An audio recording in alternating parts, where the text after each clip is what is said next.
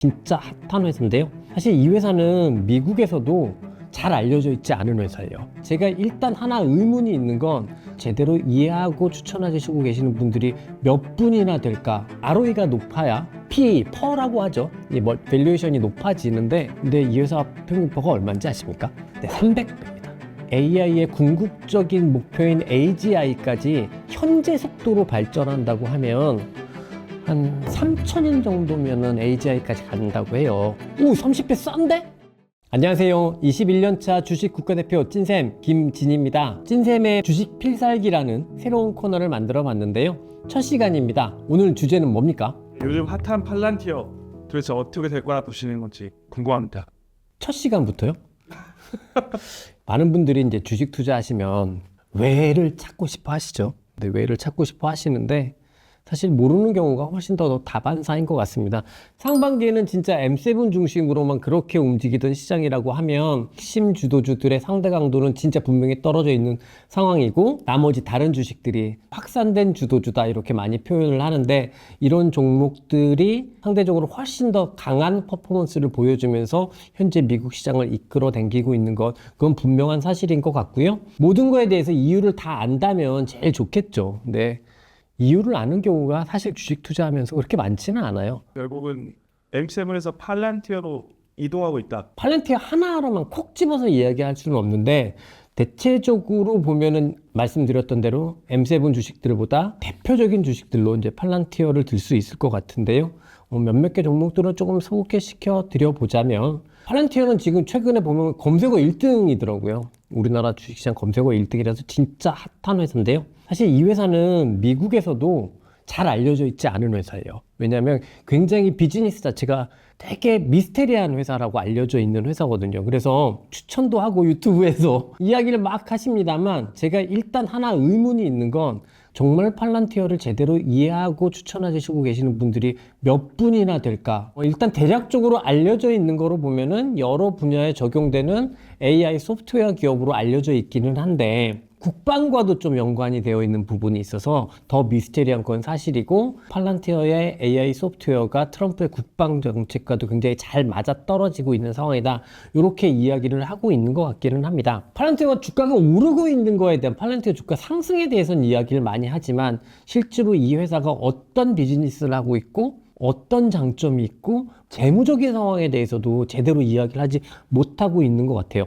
팔란티어 같은 경우 사실 이익이 하나도 안 나는 뜬구름 잡는 회사는 아니거든요. 분명히 이익이 나고 있기는 합니다. ROE가 한 11.2% 정도 되는데요. 이게 S&P 500의 평균이 19.2%예요. 그러니까 그거보다 모질라죠. 영업이익률로 생각하면 11.2% 정도 되거든요. 근데 이게 소프트웨어 업종은 워낙 영업이익률이 높아요. 그래서 30%가 넘는데, 그거에 비교하면은 굉장히 영업이익률로도 높지 않다. ROE가 높아야 P, 퍼라고 하죠. 이 밸류에이션이 높아지는데, 근데 이 회사 평균 퍼가 얼마인지 아십니까? 네, 300배입니다. 밸류에이션으로 보면은 10배 정도 이상 더 비싸게 거래가 되고 있는 거죠. 여기까지 딱 알고 나면은 야, 이거 못 사겠다. 이렇게 생각하실 수도 있을 것 같기는 해요. 근데 보여지는 지표가 사기 어렵게 만드는 회사이면 회사일수록, 근데 주가가 올라간다면 더 매력적인 거 아니야? 라는 생각도 많이 하거든요. 그래도 최소한 일부라도 가지고 있어야겠다라는 생각이 조금 들기도 하는 그런 매력적인 회사기도 해요. 지금 팔란티어 하나만 있는 건 아니고, 이 회사 말고도 이제 세일즈포스라는 회사가 AI 에이전트 시대에 들어가면서 최근에 수익도 많이 나기 시작을 하면서 각광을 받고 있고, 최근에 주목받고 있는 것 같기도 합니다. 근데 소프트웨어의 대장이 누굴까 이렇게 생각을 해보면, 저는 팔란티어일 수도 있습니다만 오라클이지 않을까라고 생각을 해요. 오라클 같은 경우가 올해 1년 내내 진짜 너무 많이 올라왔거든요. 사실 오라클만 보면 AI 소프트웨어가 이미 진행되고 있었던 걸 보여줬던 건데, 시장은 계속 상반기 내내 엔비디아에만 목매달다 보니까 그걸 못 봤던 거죠. 소프트웨어에서는 이런 기업들이 있었던 것 같고, 최근에 보면 이 AI 기업들이 의료용 AI 기업들 중에서도 은근히 돈 많이 버는 회사들이 있거든요. 그 의학 드라마 보시면은 다빈치 수술 이런 거 들어보셨죠? 근데 거기 다빈치 로봇을 만드는 인투어티브 서지칼이라는 회사가 있는데, 이 회사도 의료용 AI 개발하는 회사거든요. 근데 이 회사도 실적 발표 이후에 계속 고가 랠리가 이어지고 있는 것 같고, 우리나라의 루닛이랑 비슷하게 유방암 영상 진단하는데 레드넷이라는 회사도 최근에 실적 발표 이후에 주가가 급등을 하고 있기도 합니다. 꼭 이렇게 소프트웨어만 좋은 것도 아니에요. 데이터 센터를 이제 빅테크들이 투자를 하잖아요. 그럼 여기에 이제 물리적인 하드웨어를 제공하는 기업들 중에서 보면 이튼 코퍼레이션이라든지 GE 베로나라든지 냉각기기를 제공하고 있는 버티브 같은 회사도 굉장히 좋은 흐름들, 국가 갱신의 흐름들이 나타나고 있습니다. 핫한 기업체를 통해서 좀 시장이 그럼 우리에게 이야기하고자 하는 건 무엇일까요? 저는 이 부분이 진짜 제일 중요한 포인트라고 생각을 하는데요. 말씀드렸던 대로 다 다양한 일들을 하고 있습니다. 다 다양한 일들을 하고 있는데 이 회사들의 공통점을 찾자면 결국 빅테크들이 지금도 너무나 큰 규모로 AI 투자를 하고 있거든요.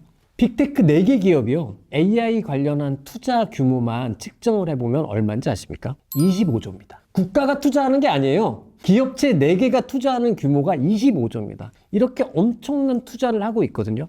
근데 그 투자에 대한 수혜가 상반기에는 엔비디아라는 종목 하나에 집중됐어요. 상반기에는 AI 투자였다면 지금은 AI 적용? 이게 현재 시점 시장의 가장 핵심적인 투자 스토리다라고 말씀드릴 수 있을 것 같아요. 어떻게 보면 AI 적용으로 흐름이 변하고 있는데 팔란티어 같은 기업으로 우리는 투자를 해야 되는지. 이건 사실 투자 철학의 문제인 것 같아요. 주식이 과도하게 비싸고 버블처럼 보이는 건 살 수 없어. 저 인정합니다. 그리고 그런 생각이 있으면 하지 마세요. 저는 뭐 그거 하시라고 말씀드리고 싶지 않아요. 하지만 저는 제가 주식을 바라볼 때 시장이 나보다 한 4,500억 배? 똑똑하다. 그래서 충분히 큰 규모의 회사들이 저로서는 언뜻 설득되지는 않는 상황이지만 이렇게 좋은 주가 퍼포먼스를 보이고 있다면 더 쉽게 가자고요. 뭐 이유가 있겠지. 그렇지 않겠습니까? 이유가 있겠죠. 그럼 결론은 M7 다 팔고 AI 적용주들에 투자하는 게 맞겠네요. 그게 또 이렇게 모든 분들이 이렇게 극단적으로 가시는데요.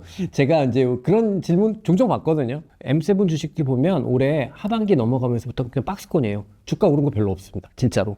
그러니까 지금 각광받고 있는 모든 기업들은 깔아놓은 판 때문에 얘네들이 판때기 이렇게 깔아줬어요. 얘네들이 판때기 이렇게 깔아줘서 지금 얘네들이 돈을 벌고 있는 거거든요. 빅테크들이 거대 언어 모델이라고 하죠. LLM을 개발하잖아요. 근데 이 거대 언어 모델이라는 이 LLM 자체가 바로 플랫폼 웨어예요.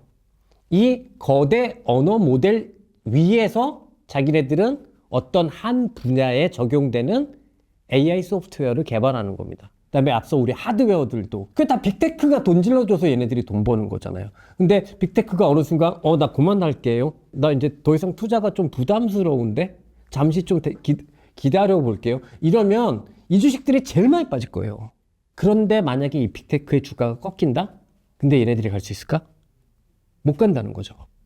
그럼 무슨 얘기냐면 시장의 위험에 대한 바로미터는 여전히 M7한테 있을 거다. 특히 빅테크, 엔비디아 빼고. 엔비디아는 사실은 수혜를 받는 기업이기 때문에 어찌 보면 지금 앞서 말씀드린 팔란티어 이런 애들이랑 비슷한 기업들이에요. 이 전체 꺾이는 흐름에 대한 시그널은 결국은 빅테크가 줄 거다라고 저는 생각을 하고 있고, 그렇기 때문에 제 개인적인 판단은 포트폴리오 내에서 이 빅테크를 싹 다 지우고, 그리고 내가 옮겨가도 계속 이 주식을 쳐다볼 거예요 라고 얘기하면 네 그렇게 하세요 라고 말씀드리겠는데, 사람 말 이게 투자하다 보면 자기 것만 보잖아요. 그러니까 이게 잘 안 되니까 일정 정도 아주 작은 규모라도 포트폴리오를 조정해서 이 빅테크의 비중을 상반기보다는 낮추되 버려서는 안 될 것 같다라는 게 제 생각이고요. 저도 이제 책을 통해서 공부를 해서 알려드리고 싶은 건데, AI가 발전하는 단계가 한 5단계 정도 있다고 해요. 이게 뭐냐면 첫 번째가 챗봇 단계, 두 번째가 추론가 단계, 세 번째가 에이전트 단계, 네 번째가 혁신가 단계, 다섯 번째가 조직화 단계라고 하는데요. 챗봇 단계가 뭐냐면 챗 GPT 처음 나왔을 때, 지금 국면이 AI 에이전트의 초입 구간이라고 해요. 앞서 세일즈포스의 에이전트 포스 같은 게 이제 처음 딱 나오기 시작하는 거죠. 그리고 요 에이전트 단계에 오면 앞서 말씀드린 대로 이렇게 소프트웨어들이 각광을 받을 수 있는 상황이 되는 거예요. 마지막에 이제 AI 조직화 단계인데, 이때쯤 되면은 AGI라고 AI의 가장 궁극적인 목표인 일반 범용 인공지능 AGI까지 가는 과정이거든요.